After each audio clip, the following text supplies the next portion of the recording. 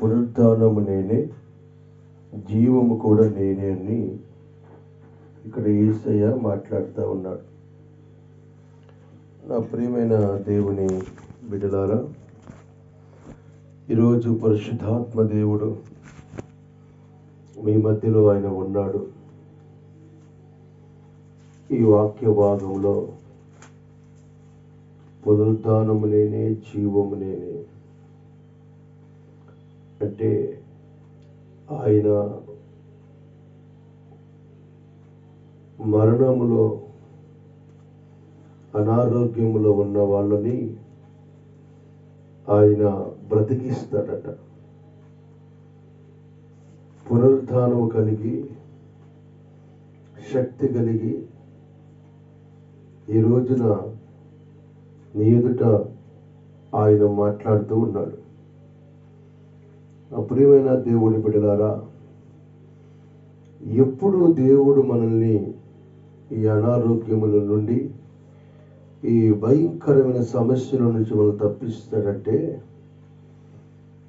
నీ అనారోగ్యములో నుంచి దేవుడు నిన్ను తప్పిస్తాడని దేవుడు ఇక్కడ ఎప్పుడు తెలియజేస్తున్నాడంటే, ఆయన ఎవరినైతే ఆయన ఇష్టపడతాడో,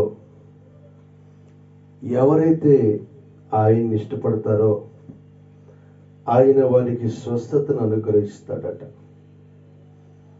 మరణకరమైన పరిస్థితుల నుంచి కూడా విడుదల కలగ చేస్తాడట. నా ప్రియమైన దేవుని బిడ్డలారా, నీవు దేవునికి ఇష్టమైన బిడ్డగా ఉన్నావని దేవునికి తెలుసు. అందుకే ఆయన నీతో మాట్లాడుతూ ఉన్నాడు.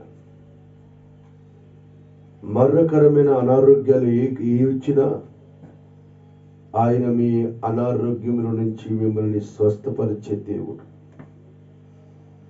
అయితే ఆయనకి ఇష్టముగా నువ్వు కనిపించాలి. ఆయన నిన్ను ఇష్టపడాలి. ఆయన నిన్ను ఎలా ఇష్టపడతాడు? ఆయన ఆజ్ఞలను గైకొని, ఆయన మాటలు విని, ఆయన మాటలు నీ హృదయంలో భద్రపరుచుకోవాలి.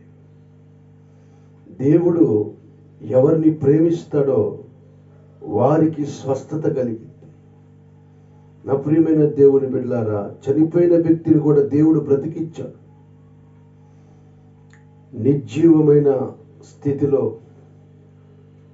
జీవం లేని స్థితిలో చావాలా బ్రతకాలా అని ఆలోచిస్తున్న నీతో ఈ ఉదయకాలమున ప్రభు మాట్లాడుతున్నాడు. అమ్మా, నిన్ను నేను బ్రతికిస్తాను. అయ్యా, నిన్ను నేను బ్రతికిస్తాను. నీ కుటుంబాన్ని బ్రతికిస్తాను.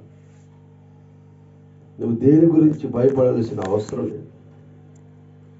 అందుకే ఆయన అంటాడు, పునరుద్ధానము జీవము నేనే. మరొక మాట చెప్పి నేను ప్రార్థన చేస్తాను. నా ప్రియమైన దేవుని బిడ్డలారా, రెండవది, దేవుడు ఎందుకు ఆ అనారోగ్యమైన మరణకరమైన స్థితిలో నుంచి దేవుడు బ్రతికిస్తాడంటే, రెండవది నువ్వు చేయాల్సిన పని ఏమిటి అంటే, దేవుడిని నీవు అనుమానించకూడదు. అందరినీ అనుమానిస్తావేమో కానీ దేవుడిని అనుమానించమా. నీకు నష్టపరిచే వాళ్ళు, నిన్ను బాధ పెట్టేవాళ్ళు, నేను ఇబ్బందులు పెట్టే వాళ్ళనైతే నమ్ముతావు. కానీ నీ కొరకు ప్రాణం పెట్టి, నీ కొరకు రక్తం కార్చి ప్రాణం పెట్టిన దేవుడిని నమ్మలేకపోతున్నావు. అందుకనే నీలో అనుమానం అనేది యేసయ్య మీద పడమా. నువ్వు సందేహపడుతున్నావు తోమాలాగా. నువ్వు సందేహపడుతున్నావు. ఆ సందేహం నీలో నుంచి తొలగించుకో. నా జీవితంలో ఈ మేలు జరిగిద్ది అంటావా?